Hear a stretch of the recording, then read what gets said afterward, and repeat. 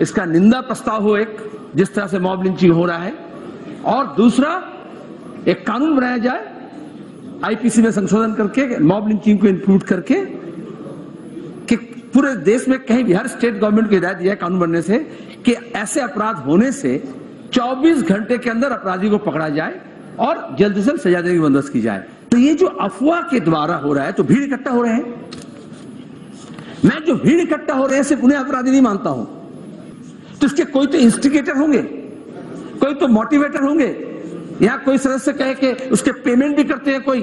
ये चर्चा तो हमें होना चाहिए था 2014 में, जब मोहसिन शेख को पूना में हत्या किया गया, खामोश रहे पूरे मुल्क, अखलाक हुआ, पहलू खान हुए। अब कहां तक जा रहा, मैं एक तरफा बात नहीं कर रहा हूं। ये जो डीएसपी कश्मीर के अयूब, उसकी भी हत्या हुई। Please please Ayub Pandit DSP, आज क्या नतीजा है?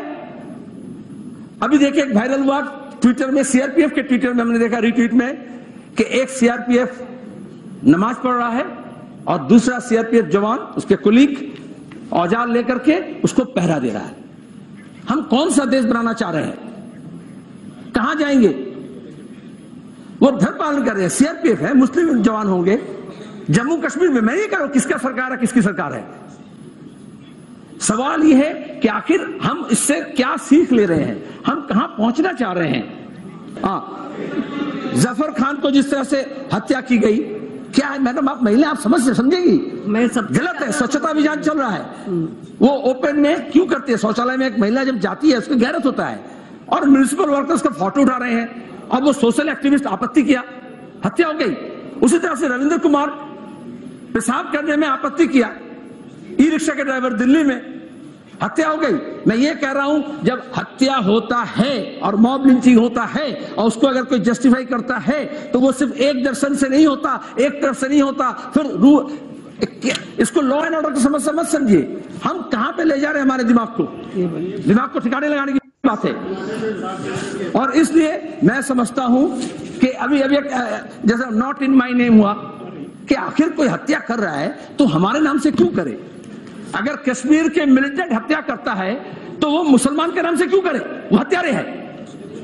अगर जुनैद को वो जो कवच लगाता है वो गलत है, वो दर्शन गलत है जो इसे प्रमोट करता है।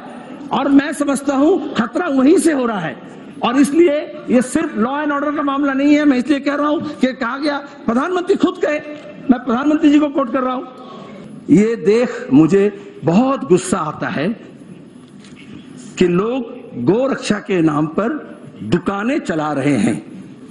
कुछ लोग रात के समय अनैतिक कार्यों में लिप्त रहते हैं और दिन में वो गौ रक्षकों का आवरण ओढ़ लेते हैं। कोई भी ये जो सांप्रदायिक मामला होता है धर्म के नाम पर, कोई भी धर्म का वो ओढ़ ले सकते हैं चादर अपने अपने तरीके से। अफगानिस्तान में अगर इस्लाम ज्यादा है तो वहां इस्लाम का चादर ओढ़ लेंगे, पाकिस्तान में उसका चादर ओढ़ लेंगे, बांग्लादेश को उसका चादर ओढ़ लेंगे। लेकिन हम तो भारत के नागरिक हैं, हमारा तो एक सोशल डेमोक्रेटिक रिपब्लिक है, प्रजातंत्र है, हम तो लोकतंत्र में हैं। हम ये क्यों कहते हैं कि वहां क्या हुआ यहाँ क्या हो रहा है? केरल के मुख्यमंत्री प्लीज आज के दिन में सबको लेकर के बैठ के कहे कि चलो शांति का बात करते हैं, एक साथ बढ़ते हैं। ये काम प्रधानमंत्री नहीं कर सकते, ये काम उत्तर प्रदेश के जोगी जी नहीं कर सकते, ये काम दूसरे प्रदेश के लोग नहीं कर सकते। सिर्फ निंदा करने से नहीं होता है, शांति के लिए प्रयास करना पड़ता है। और राजनीतिक हत्या की बात अलग है। आज पश्चिम बंगाल में सुनना चाहते हैं, दार्जिलिंग में 3 लोगों की हत्या की गई गाय का चोरी के नाम पर। जफा होता है, आप बंगाल की बात कर रहे हैं, सुन लो। दार्जिलिंग में आपके एमपी आते हैं, मैं गया हूं तीनों के घर में, नसीरुद्दीन हो, समीरुद्दीन हो, उसके घर में गया। 1 मिनट। जो प्रधानमंत्री पूरे विश्व में कहीं कुछ होता है उसमें अगर ट्वीट करते हैं, पहले दिन 2014 में अगर वो कहते कि मोहसिन शेख की हत्या प्रोफाइलिंग के नाम पर, धर्म के नाम पर गलत है, तो फिर उसका असर दूसरा होता। आज जिस दिन प्रधानमंत्री बयान दे रहे हैं उस दिन झारखंड में फिर कत्ल किया जा रहा है। जुनैद के घर में मैं गया, उसकी माता शायरा, उसको मैं वादा करके आया था कि मैं आपके सामने ये बात रखूंगा कि किस तरह से हत्या की गई। वो सीट का मामला नहीं था, रिलीजियस प्रोफाइलिंग है। Thank you for allowing me to speak.